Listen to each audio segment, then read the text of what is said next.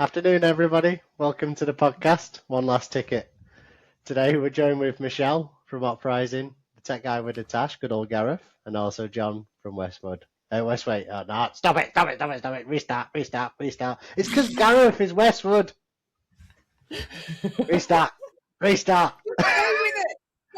it. I'm not going with that. No, come on. But the whole point is get over the need for perfection. So let's go with that. I suppose you're right. That was quite bad for an opening. I mean, yeah. It's unrecoverable now.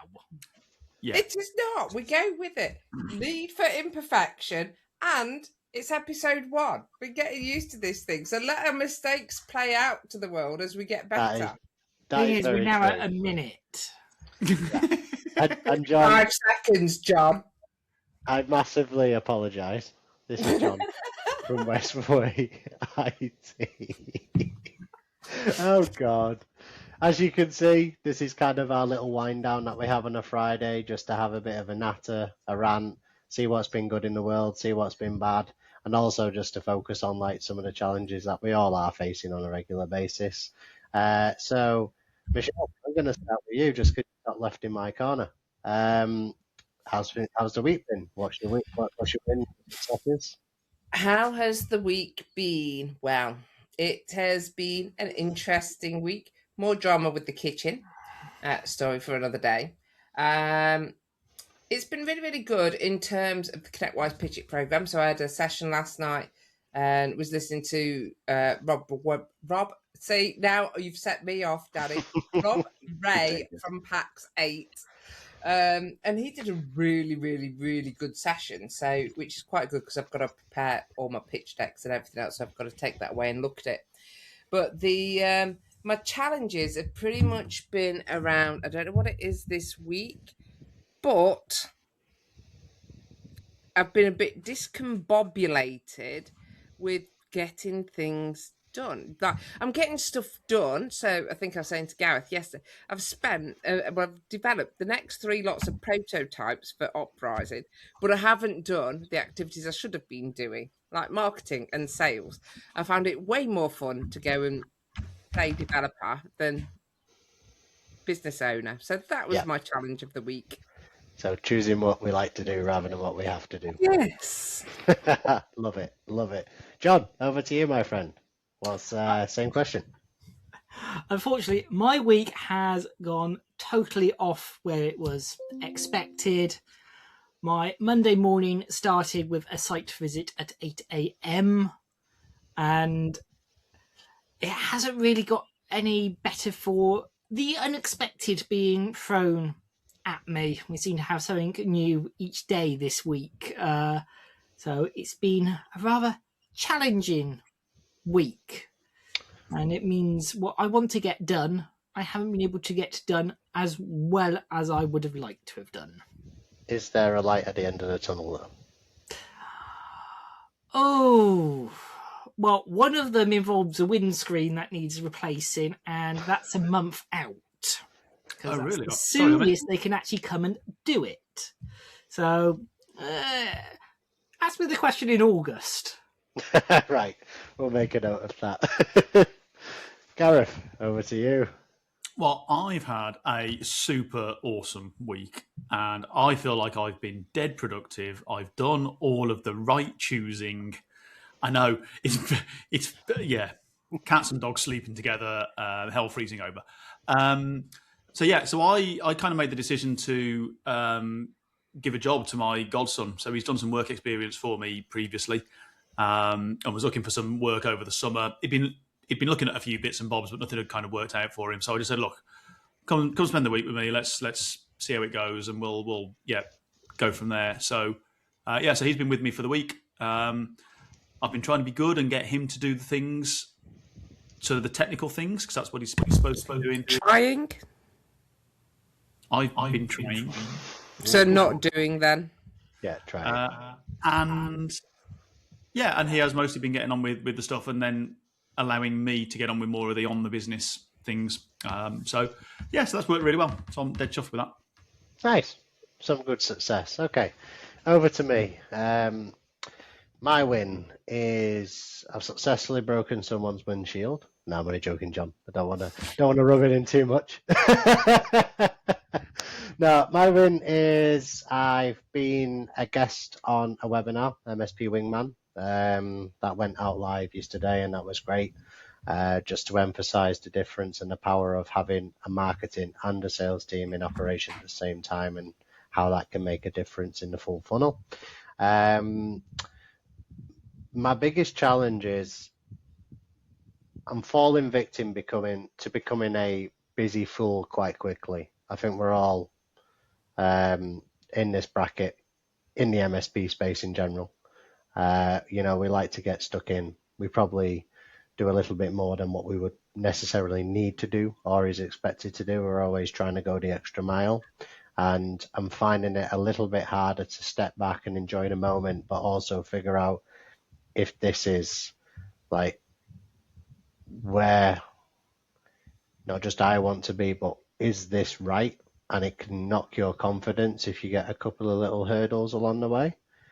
So from my perspective, it's just I need to learn to sit back and just be grateful I'm in this position. I mean, if you rewound a year ago and told me that, Danny, in a year's time, you're going to have your own company and you're going to be looking after this customer, that customer, that customer, I'd snap your hand off. So I think I need to be grateful, but I'm also really frustrated at the fact that I just can't grow at the moment beyond what I can see. So yeah, that's kind of the challenge. That it's interesting because it can just be it can be determined so many different ways. I mean, it's a great problem to have, and I think that's another thing that we also need to remember. But yeah, it does get frustrating really, really quickly. Yeah, I want to know what fish. Hang on, sorry, Danny. I want to know what fish is doing in this bottom corner. Trying to keep his face down. Got a little guest. Bye to. Is that our first official guest of the podcast? Off you go. Guest appearance. Yeah. Tell us about AI. I did my BNI 60 seconds this morning was AI related. I essentially asked everybody to put their hand in the air if they were using AI at all, and then I asked them to take their hands down if they had an actual proper AI acceptable use policy in place. And of course, nearly everybody kept their hand up. So I then said, right, at the end of this meeting, you need to email me and say, please, Gareth, can I have a copy of your AI acceptable use policy? Now, here's one for you. With AI, I know we've talked about other things, but do you think we're going to become quite stagnant quite quick with the amount of AI talk, which is just everywhere? Is it going to get to, yeah. We already have. I mean, we've all been part of a couple of different events already this year. And, if you look back a few years ago, the struggle and all these presentation talks was all about mental health, which is absolutely critical for all of us, no doubt about that. But it was about recruitment. That was the biggest topic of the lot. Whereas now it's just transitioned where every single man and his dog is wanting to talk in some form or other. And I just worry that because of the amount of AI tools which are being generated literally overnight, it's going to get far too confusing far too quickly for people to actually comprehend where to start, where to end. Don't know what your views are on that. Mm-hmm. I mean, I can go if you want. I mean, I think AI, as with a lot of these sort of innovations, a lot of these tools, a lot of these things, what we're seeing is something that will end up being part of all of our tools going forward. AI is not a product in and of itself. Yeah. AI is a thing that will be integrated by proper software developers into software and will make use of that software quicker and easier. Now, there's the whole chat bot thing that is sort of a little bit separate to that, but I think eventually that stuff will end up in the mainstream products, directly in the product. You will just be using it without it being called AI. It will just be press the button that reads your email and suggests some alterations to it. Yeah, it's a good Um, point actually, because even I've noticed a transition over the last couple of months. Is more of these tools are embedded AI tools as part of their offering. At the moment, we just see different names all over the shop of which particular AI tool. Could it be that the winner is the best that integrates with the most and gets in bed with the most? It depends. That makes me very nervous, actually, Danny. If you think about it from that way, if it integrates with the most, what happens if it just does a bad job? Do you know what I mean? That means you're just going to produce more rubbish. Yeah, and there's no responsibility there because I'm pretty sure their terms and conditions are going to be solid as a rock because they Yes, know I the rest. think it's got to be based more on the quality of the output that it delivers. I think people Yeah, need to be mindful of that.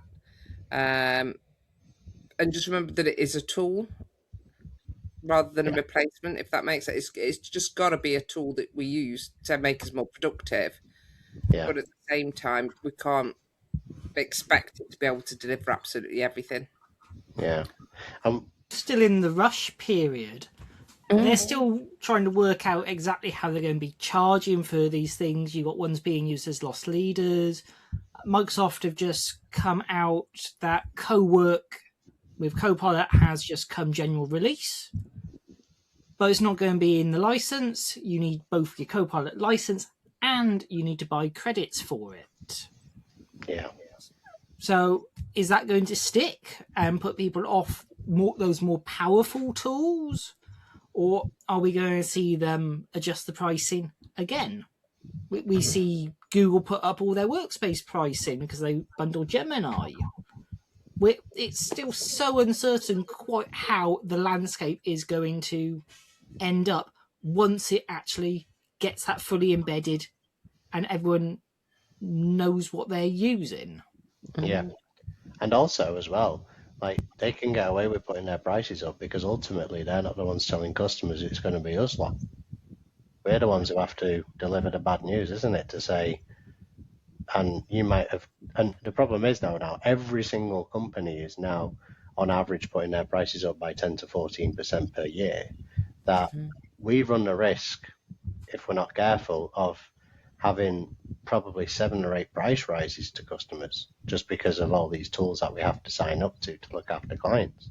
Well, it can be the tools that clients are using that we don't even have involvement in. If they're going out and buying directly, they've got industry-specific AI tools, or they have got their own subscriptions.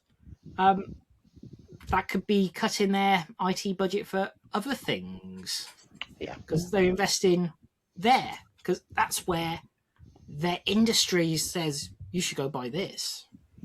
Yeah. Or other people in their circle tells them, this is better. Do this.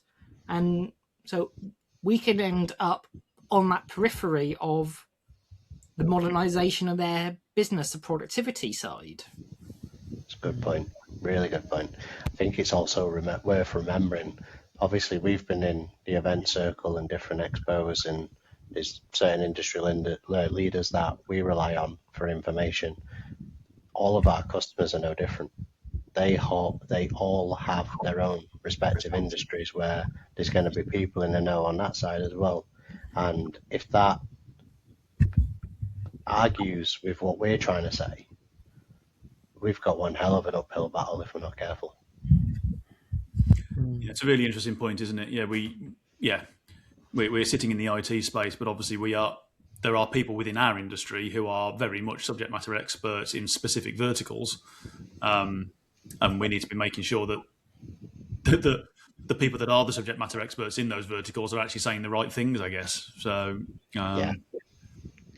Oh, that's a good one. The right thing for who, Gareth? Well, the right thing ultimately for the customer is always my default. Exactly, and they're all different. So, and they all have different needs and requirements. So they're going to give different answers each time, depending on who they're talking to. Surely, And obviously, some critical stuff like cyber essentials and all that kind of stuff absolutely needs to remain in place. but then you can end up with a wide variation after that point. Yeah, I sort of disagree. I think that actually I think it's probably an 80-20 thing. That 80% of the stuff is going to be exactly the same for everybody. Yeah. But 80% of the people are going to have 80% of the stuff all exactly the same. Well, for that's ultimately the goal, but to get there is going to be one hell of a lot of trial and error. And like coming back full circle, I think that's one of the reasons why my confidence has been knocked, because as all of us are aware, you know, I've got a brand new company. I'm learning things the hard way. I'm thoroughly enjoying the challenge and like getting stuck in. But when people cotton on to the fact that you're onto something, regardless if you ask for it or not, people just want to give you advice. And so when it comes to business expansion, I solely had one clear way of where I wanted to direct the company when it comes to growing. But after going to events and talking to, I would say, 15 to 20 people, I've now got an absolute forest of branches that I can do this and do that, and you know, and so the one thing I'm petrified of at the moment is just kind of jumping too quick too soon, because ultimately it's the reputation of the company. I think there's a large value in that, which all of us have to rely on a regular basis, that we have to trust the process. But with AI, going back to that, I personally believe in about 3 or 4 years' time, it's probably already happened, but the human talent pool is going to be quite wide open, because not too sure if you've seen in the news, but Ford, you know, they wanted to get more modern, transition over to AI just to help with the quality checking of their production line. So they got rid of 300 people, placed it with AI. Lo and behold, a month later, they've had to hire those people back. So if that carries on in a regular pattern and it starts filtering down into the smaller companies, it could well be that we actually have a great opportunity to hire the right people in at the right time if we just get that mark correctly. Because that's often been the struggle for many people, is how do you know who to hire? Yeah, I think the issue with what you've just described, Danny, is that clearly that project, sorry, I say clearly, almost certainly, that project wasn't led particularly well, because they've clearly not done the right testing. They've not done the right R&D. They've not done the right testing. They've put it into production and sacked a load of people, only to find it doesn't work. They shouldn't have found that in prod. We've got all these AI experts coming out the woodwork and developers. I mean, where was it? Was it at GTIA that they were telling us about the massive increase? I can't remember where it was. Somebody was telling me about the massive increase in registrations for Microsoft developer accounts. Like, they've had more registrations in the last 12 months than they've had in the last 10 years. Wow. They're not actual devs. They're people that have got Copilot or Claude and are going, oh, I'm a developer now. No. Kind of like leads into where I'm thinking, like, if you future pace it and think about in like 5-10 years, say that AI continues as it is and we continue laying off people, one, we'll end up with a load of people that are starting up their own businesses anyway and having a lot more independence. But secondly, is when we go to hire, like second, third lines and all the rest of it, is how do we know that they've had the fundamentals that they learn on first line if we put everything through AI? So I think there needs to be some kind of blended learning for that first line kind of role, is that they still do. Will there still be those frontline roles and various entry-level roles for people to get into industries and learn, so they then move on to those higher tiers? Yeah. And we were talking about confidence. Those entry roles are where people will be building up their initial confidence. That they get comfortable doing things, even just writing a simple email. If AI's rewriting it, your quality of email doesn't matter as much as it did before. Yeah.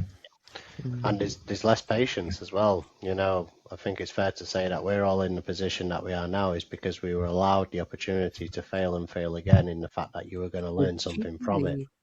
I've got a stat about patience, actually, obviously doing this bit of homework after Rob Ray's session. And I think it was since the pandemic, 66% of customers say they are less patient. Yeah. Just so you're aware of that when But- you're dealing with customers. But I'm not less patient. I don't know what you're on about. But Yeah. again, does this evolve around back into the language that we use? Because if you think of AI, we were specifically told not to use please and thank yous because it's going to demand a little bit more water to maintain the cooling of the AI server, which is doing it. So the less words, the better, the more concise. So if we carry on with this instant gratification, I need this, please deliver this, the next generation or what we might be in 15, 20 years of how we do business with each other, those pleasantries might not even exist anymore. It might just be, I mean, so I've got a little bit of experience and we know that I'm not too sure if you've done any transactions into like the Nordics or the German world. There's a joke there, but I'll leave it alone. Very wise, very wise. No, but when I was working for Ninja, for example, I had a few German accounts and I had a few Scandi accounts, and their way of the world and how they transact with each other is completely polar opposite to the British way and the British methodology. In Britain, we have to think thoroughly and logically, but also have a caring arm around your shoulder, nudging you in the right direction that this absolutely is the best way forward. Whereas in Germany, no right or wrong on this, but they are very, very blunt and very clear cut. And you don't have to be charming. You don't have to focus on a relationship or trust. It's very much, do you have it? This is the price. Great. Let's move forward. And that's it. That's all they care about. So yeah, maybe in 10, 15 years, you know, we're all going to be a little bit more robotic. So I hope you're prepared. Well, I'm just thinking of moving to Germany now. It sounds so much more efficient. I mean, they are incredibly efficient. Mm. I remember when I first actually walked in because I wanted to be as forward thinking as possible. And I actually had Duolingo open, learning a tiny bit of German for, you know, the weeks before I started. Got to the office, realized everybody speaks English. And I actually asked my boss. Nicht good. Yeah, but I asked my boss at the time, who's a lovely chap, Eustace, and I asked him, I was like, is there any point in me learning German? And he was like, no, because learning the language is only half the battle, it's how you pronounce it as well. And if you get either of those wrong, you'll be laughed out of the room. And also, because you're truly English, when you go to Berlin, people will be more interested in using you to enhance their English skills than trying to listen to you butcher German. So. It's funny you should say that because it's the same in Bulgaria, but I was really unfortunate. So I went, after leaving Egypt, I went and lived in Bulgaria for like 9-10 months or so. While I was there, where I lived, there was no English speak, or there was very few English speakers. So it was, yes, Gareth? Is that because you inadvertently bought a house in Bulgaria whilst you were drunk? Yes. That's why I landed in Bulgaria to go and Love it. sort that house True. and then bought a second house. But that, yeah, that's the story. Anyway, I went across and I was living there and they didn't speak English. Now, I'd managed to get myself an apartment that was by the little like deli counter, the little shop thing.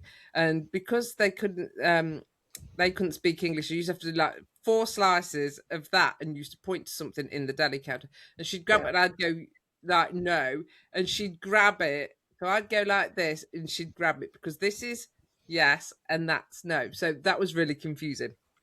What? It got to the point where I had to go and find an English primary school teacher to teach me Bulgarian and to be able to read Cyrillic so that at least I had a fighting chance and my pronunciation was off. Because if you put the emphasis on the wrong syllable, It changed the word entirely. But eventually we managed to figure it out, even if I did end up across the town one time instead of getting back to the apartment because I said it the wrong way. I think you made the wrong emphasis on the incorrect syllable. Exactly, Gareth. It was really weird. But I had to make the effort in that scenario. Yeah. That's true. Yeah. It's mad. John, have you got any little... You've gone quiet again, Danny. Have I? Oh, I need to start shouting. John, have you got any little interesting anecdotes or little stories to tell us, you little devil? I'm not well global travelled, so I have a lack of stories like those. We're going to have to take you to some, John. We're going to have to literally Have you got a passport? Yes. Right, well, we're going to grab you. We're going to grab your passport and we're going to bundle you in the back of a van and take you off somewhere. You Almost took him like to the airport 12 style. months ago. The You what? took him to the airport to go to Ireland.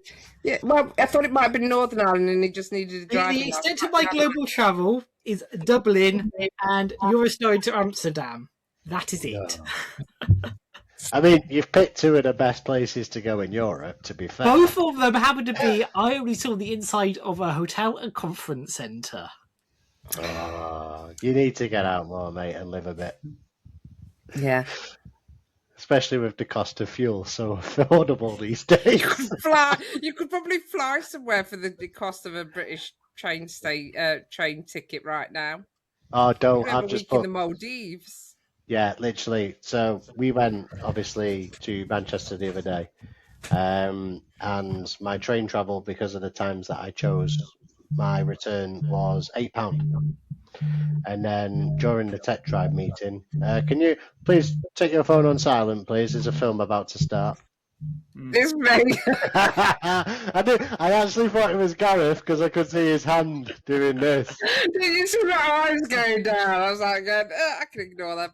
I was just lifting mine up to make sure it wasn't mine vibrating on the desk. You know I thought if what? I lift it up, it will stop vibrating on the desk. See? The noise. Mine was a demon child making her way back to say, I'm waiting at the train station. I'll be home in a few hours. Yeah.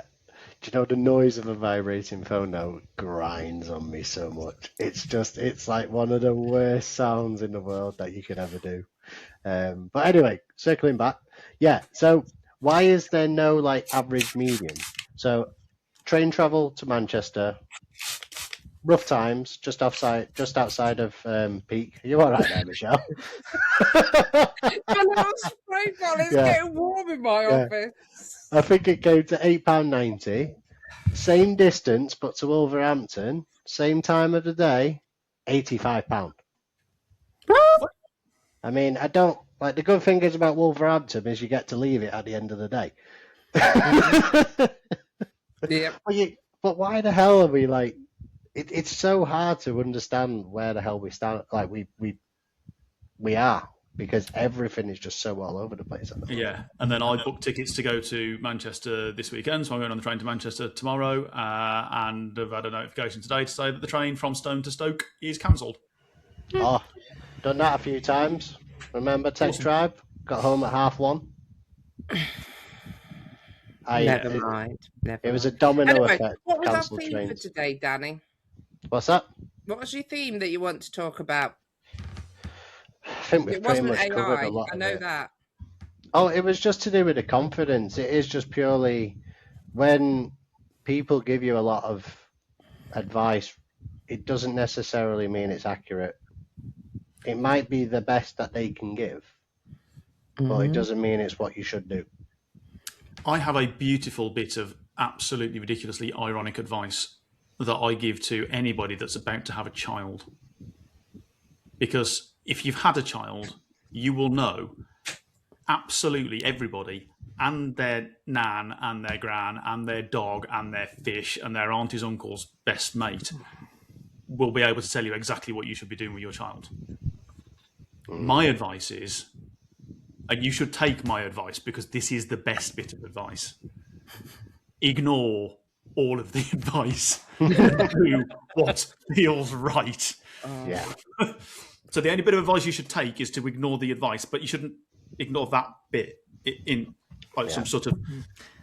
On the other side, you can end up questioning yourself quite a bit when somebody knocks your confidence, questions you, criticizes something, and you start thinking, have I actually got that right? And then you start to unpick everything and go down a whole rabbit hole. And that's kind of why I say to people, just don't. Like, take the advice, listen to the advice, but don't assume that because it's been given, it's the right advice for you. Yeah. You know, Danny, your situation, you've been given, this is how I'm going to start the business. This is my plan. This is awesome. Or have you thought about this? Have you thought about this? Have you thought about this? Have you thought about this? That's awesome. Take it all as, have you thought about? Not, you need to do, or you should do, or it's all options that you can put into your big melting pot of things you can try. Don't use the word try. The one I would have is leading on from that is the way I look at it is that, when you get treat it as a gift, the same with feedback as well, that kind of stuff. So one is, as long as the person's intending to help, that's fine. But the other thing is treat it as a gift. So when you get, like at Christmas, your great auntie Mabel will give you like a pair of like knitted socks or something. You say thank you, and you're like, look, please, and you put them on the side, then they go in the drawer, and then you recycle them or you leave them and all the rest of it. Yeah. Exactly the same with criticisms, feedback, any of that. Is you take it, thank them for it, because it is a gift at the end of the day, and then you understand how you want to proceed with that, and then evaluate it, because you've done something that triggered that thought inside them, that they thought to share it with you. So it's worth evaluating. And remember that half the time it's their problem, not yours. In fact, most of the time it's their problem, not yours, when they give you some form of criticism. Yeah. No, it's both great pieces of advice from all three of you, to be honest. You should listen more to Michelle. She's the one with actual coaching qualifications. You shouldn't listen to any of us, Danny. You just take it, thank everybody, and then internally... that was the point. Decide what you're going to do with it. Well, to give you a bit of an idea, right, as to how discombobulated I've been. The word of the day, discombobulated. Absolutely. Don't know how many it's worth on Scrabble, or if you're allowed that, but anyway. But I've been such a mind... don't want to say it. Mind situation. There we go. That I've actually gone ahead and signed up to a business coach. Because I wanted someone from the outside who isn't in the nitty gritty, in the days, and the hard grind. I just wanted someone's opinion from the outside to help me to get some clarity. And that actually brings me on to the next point. You've all mentioned about it's really, really good to have options. Is too many options a good thing or a bad thing, in your opinion? Depends. Who are you asking? Because everybody has their own preferences. Some prefer a few options, some prefer lots of options. It's how different people are programmed, Danny, right? So everybody's different. 25. What works best for you, though? That's the question. Well, 25 is your limit, Gareth, of ideas. No, 25 is what discombobulated is worth in Scrabble. All right. I thought you meant how many ideas you can hang on to at one time. No. I should prefix that with, according to AI, I have not verified this source at all whatsoever. Fair enough. Sorry. Well, actually, if we're talking silly facts, so sorry, this is like ADHD shit kicking in right here, right? Weird fact for you, if that's your fact of the day, is mine is the word ombudsman is a Nordic word and has something to do with proxy man or whatever it is. Anyway, carry on, Danny. Apologies. No, to be fair, I like the way that this conversation is going. So, random facts. John, go for it. Sorry to put you on the spot. I just needed more thinking time. Facts. Oof. They've all escaped for the moment. I've got my local trivia one. Go on. So, what counties does the Severn Bridge straddle? The original one. Avon and... Is that Somerset? Counties. Is counties. Avon a county? No, it's Avon river. used to be a county, but isn't any longer. But and South East Wales. Paris? No. Anyone else want to guess? No. I can only name like one Welsh county, so I'm not gonna... The original Severn Bridge actually connects England to England, South Gloucestershire to Gloucestershire. The bit that goes into South Wales is the Wye Bridge. Because it's actually, the M48 is a stretch of 2 bridges with a viaduct in the middle. Now that is a random fact. That is a random fact. Yeah, because people think it's the gateway to Wales, so of course it's got to be in South Wales. I like that. The new bridge, however, is in South Wales. What county of South Wales is that? Monmouthshire. Of course it's Monmouth, yeah. What's your weird fact, Danny? Mine's more of a life hack, and it's completely unrelated to anything. Go on. So, watermelons, which you'd probably not ever think I'd start a sentence with that. But if you want a sweet one, the smaller the bumhole, as my missus puts it, the sweeter it is. So next time you're going for a watermelon, turn it upside down and make sure the little bottom end, the smaller it is, the sweeter it is. I think it's also got to do on the ripeness, and if you knock it, how thunking sound it gives. Absolutely. So look for the yellow try it. one. Try it. And the Go green straight. ones. Go straight to the supermarket tonight. Buy yourself a watermelon. Try it and let me know. Right, there we go. In the supermarket, just look at the bottoms of them, chop one open, and if you want to do that, yeah. Yeah, take a metal straw with you. And just absolutely. Right, Gareth, come on. Random fact. He started it with 25 being the score for discombobulated. Oh yeah. But you can't. Not the ideas you can manage. Yeah, but you can't actually play that word because you only get 7 tiles, and it's a 15-letter word. You could have Bob. This. Ted. This man, it's populated. So, like for me, I've just learned that if I want to play Scrabble, I need to make sure I'm playing Michelle, not Gareth.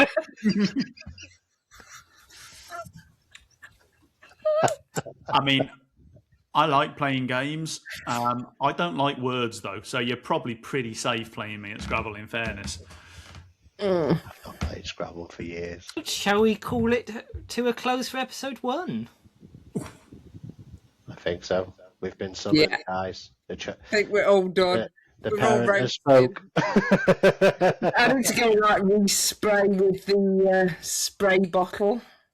Yeah, I think the takeaway from this episode is probably that it turns out Michelle is actually a small tree and has to be squirted with water. I'm growing. How's that for like weird ass shit? She's a bonsai. Yeah. And on that note, they're tiny. thank you very much, guys, for attending. Really did enjoy this one. I hope everybody listening and watching as well also just understands straight away. It's a nice bit of banter, bit of a wind down. We know how tough it is on a week-by-week basis just to get caught up in it all. So hopefully, nice little Friday afternoon. Come join us, and we'll go from there. Who's leading next week, Danny? I'm going to nominate Gareth. Okie dokie. Dun, dun, dun. We should finish this week in that case by saying that we're all off to just do one more ticket then. Absolutely. Thanks very much, guys. See you later. See you later. Bye. Bye.